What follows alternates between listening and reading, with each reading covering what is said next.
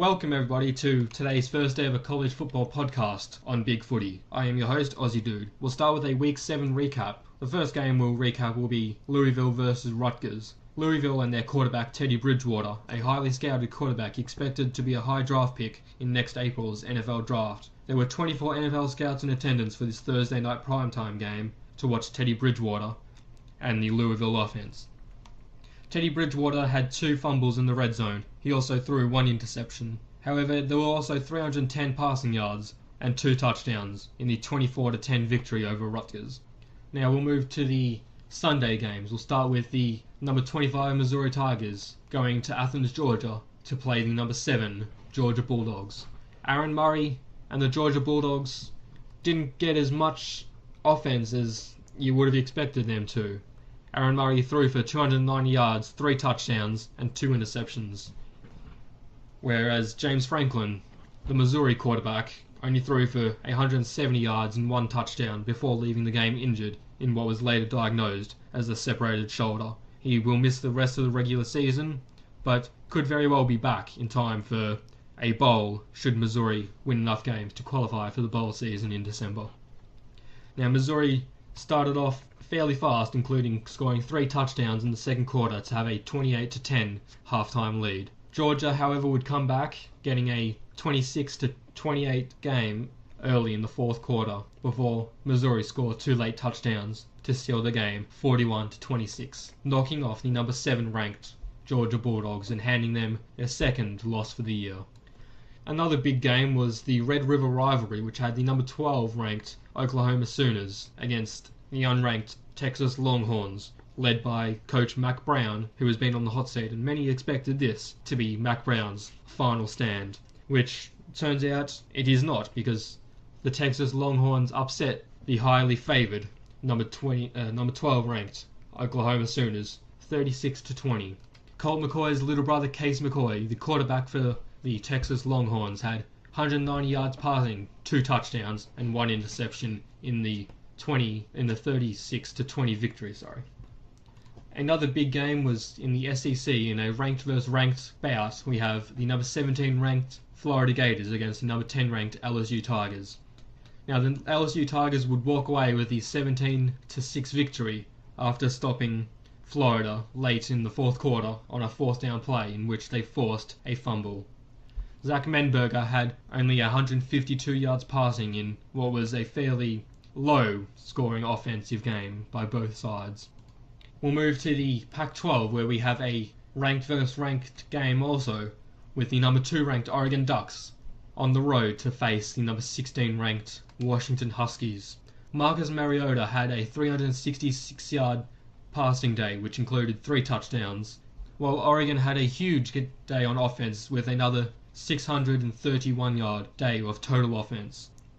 Now, the game was fairly close in the first quarter, both scoring 1 touchdown in the first quarter. In the second quarter, Oregon started pulling away with a 21-7 halftime lead before Washington started coming back in the third quarter. But in the fourth quarter, Oregon pulled away again and it ended up winning 45-24, knocking off the number 16 ranked Huskies and further proving that the number 2 ranked Oregon Ducks are very well a national title threat to Alabama and everyone else who is in the national title picture still. Stanford, a team that was number 5 at the time, were in the national title picture up until this game, where they were upset by the unranked Utah Utes. In a game where, once again, Stanford really struggled on offense up until the fourth quarter, where starting with about 10 minutes left, Stanford had a 1-minute drive, which was 52 yards, resulting in a touchdown to bring the game back to a 21-27 Utah lead. On the next possession, Utah would go 3 and out and were forced to punt. The punt would be a very good punt, having it down to the Stanford 12, so Stanford would have a very long field to travel in the final 8 minutes of the game to try and send it into overtime or get a win. Now, Stanford had a fairly successful drive up until they somewhat stalled at the Utah red zone. Well, in the red zone, I mean. Now, they had 4 plays inside the Utah 10, so the first two they would run, and then the second two plays they ended up having a couple of passes that were both ill-advised and incomplete. On the third down, Kevin Hogan quite easily could have either ran for the first down himself, as it was a 3rd and 2, or thrown a short pass beyond the marker where he had a tight end at about the 5-yard line for a first down. 4th down, Utah very well disguised a blitz, ending up in what was seeming like a fairly vanilla coverage was a very well disguised blitz, forcing Kevin Hogan to throw the ball quicker than he had wanted to. The ball sailed a little bit too high and was tipped and ended up out of bounds. A turnover on downs, leading to Utah only needing to knee twice to seal the game, and the 27-21 victory, and the upset of the number 5 ranked Stanford Cardinal. Also in the game, Stanford's wide receiver Ty Montgomery had another kickoff return for a touchdown. This week it was a 100-yard kickoff return. He also had 8 catches for 131 yards, while having a 296-yard all-purpose day.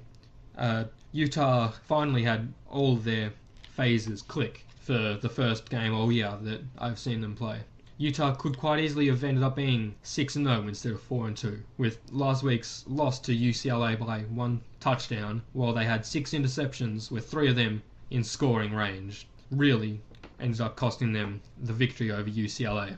Earlier in the season, they lost to Oregon State after having a very slow start. They came back, set the game into overtime by scoring a touchdown with 21 seconds left in the game, only to have Oregon State win in overtime. Speaking of overtime, we had a game that went into 4 overtimes this weekend. It was the Michigan-Penn State game. The number 18 ranked Michigan Wolverines travelled to Happy Valley to play the Penn State Nittany Lions. Now, in the final minute of the game, Penn State threw a pass that looked like it was going to be far too high and sail out of bounds, only for it to fall in bounds and be caught at the 1-yard line. The next play they would score a touchdown to tie the scores at 34.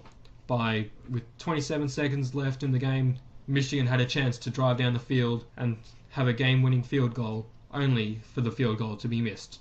Now, in the second overtime was the first scores we had, where both teams had field goals to have it a 37-37 tie at the end of the second overtime. In the 4th overtime, we had Michigan State with a huge defensive stop on first down, forcing a fumble by Penn State. Now, on the following possession, Michigan needed any score to win. They had a chance for a field goal, yet they missed. 4th overtime, Michigan go 3 and out and have a successful 40-yard field goal, only for Penn State to reply with a touchdown drive of their own, finishing with a 2-yard touchdown run, leading to the 43-40 victory over the number 18 ranked Michigan Wolverines.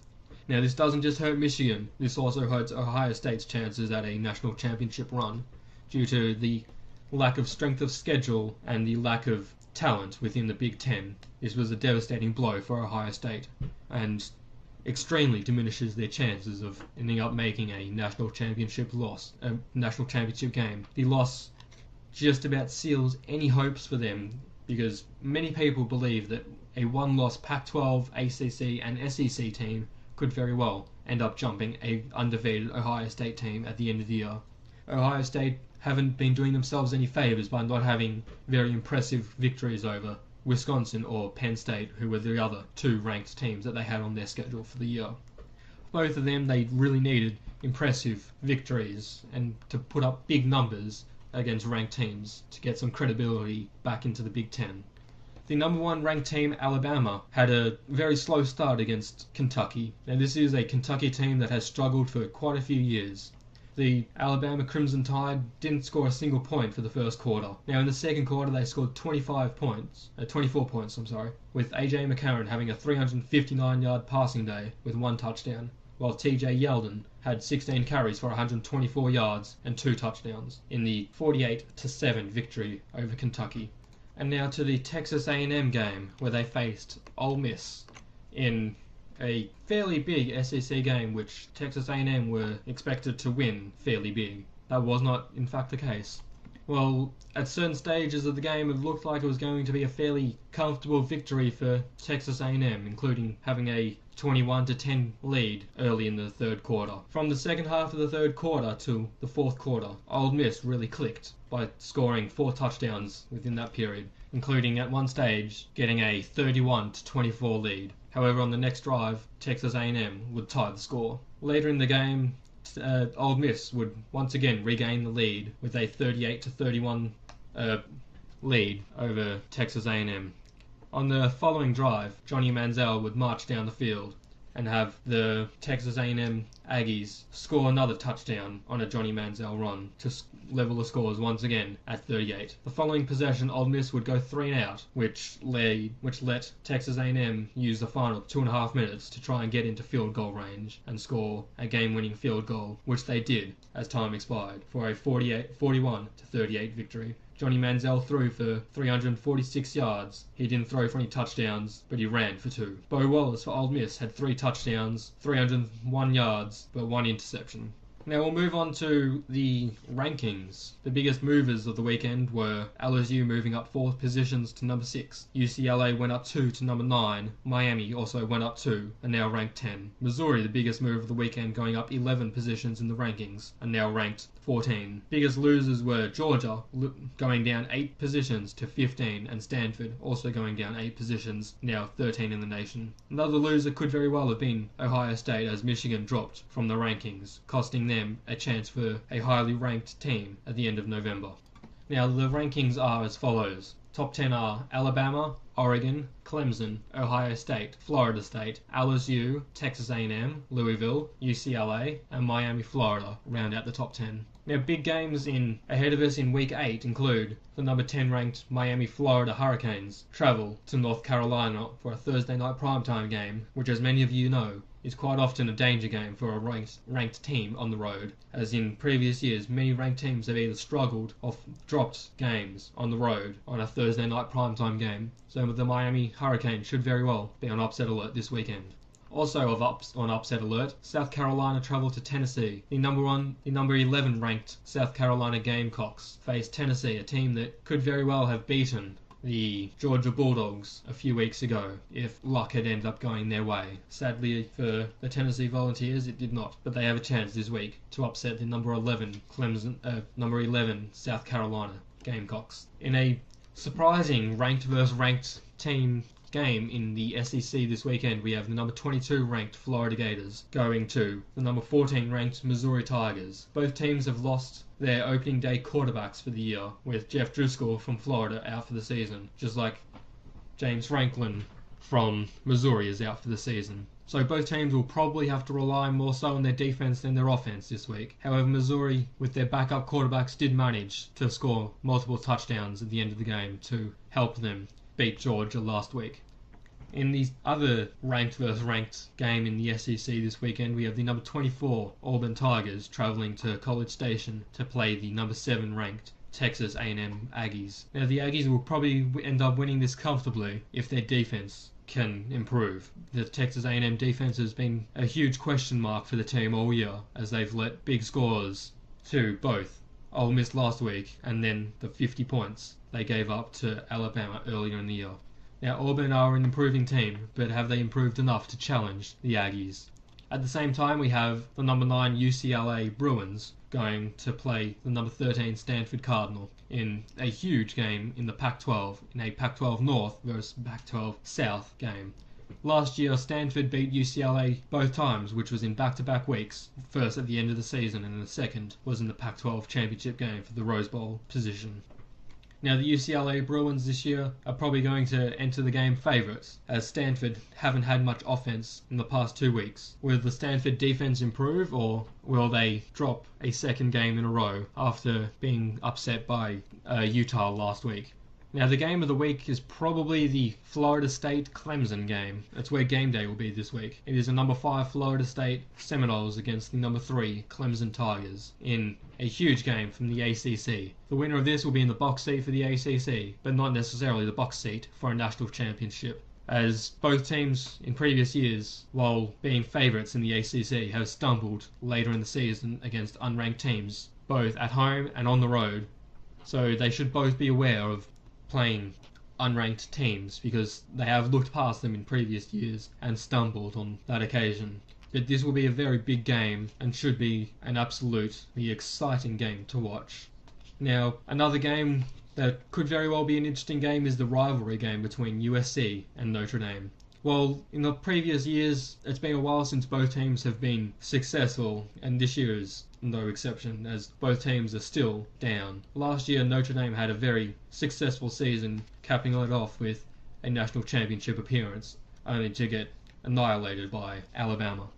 Well, 2 years ago, USC were the very successful team. Last year, they've really struggled. This year, both teams are struggling, but this should be a very close, hard-fought game as USC travel to South Bend to play the Irish. Now, we'll talk upsets. As I've already mentioned, there are the potential upsets for Miami, Florida. The Hurricanes traveling to North Carolina on Thursday night.